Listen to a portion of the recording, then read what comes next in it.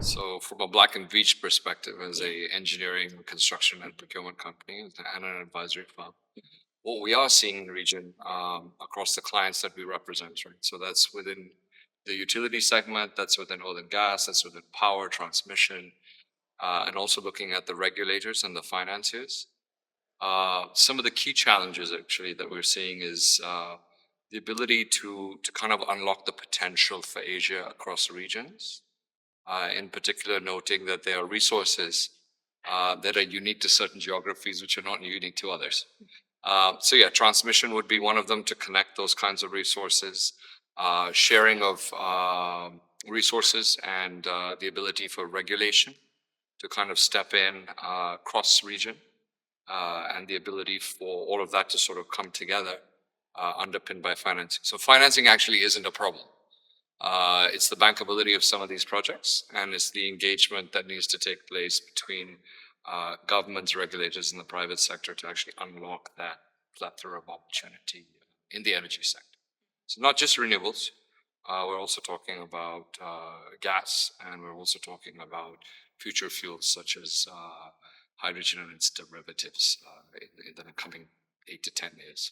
In terms of being able to support the scale up across the region, what we are seeing is a lot more technologies coming in, at least to the region, and a lot of curiosity on how all the goals that have been announced across different countries to meet the net zero targets, to meet decarbonization, to meet energy transition.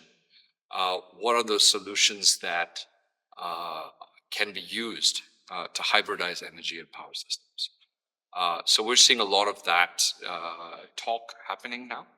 And the background that we bring in applying those solutions in other parts of the world basically is where we see that opportunity to be able to help clients deploy, de-risk, invest, plan across multi-disciplines of technologies. So what we are seeing again is that technology, there's no silver bullet. And we need to look at how we can integrate different technologies and solutions together, which might have never been done before, to meet the challenges and the needs of growing and decarbonizing Asia. So, given this, you mentioned these challenges, the opportunities. What's your outlook for the Asia's? The aspiration is that we're very well interconnected and we have cross-border regulations that allow investment and technologies and projects to flourish.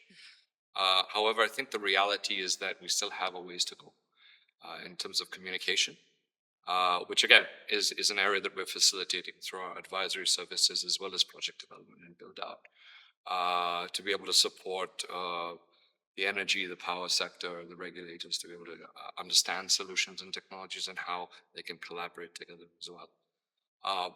One of the things I think that we'll see happening is while future sustainable fuels are definitely part of the mix, it might take a longer time for those fuels to gain root and traction in Asia, in particularly smaller geographies. I'm excluding China, India from the mix because the gravitas of population, the gravitas of financing, the ability to absorb those molecules as well, and build supply chains, export as well is very different to the rest of Asia. So if we look at the rest of Asia, we are looking at those sorts of solutions slowly scaling up over time, but then seeing the other lower carbon intensive solutions picking up as well. So hybridization, moving of the necessity to have coal into hybrid assets, right? So coal firing, for example, looking at blue fuels, looking at carbon capture trials and scale up of that. And that foundation through the 2030s will scale and then really start making those impacts with respect to larger projects in decarbonization.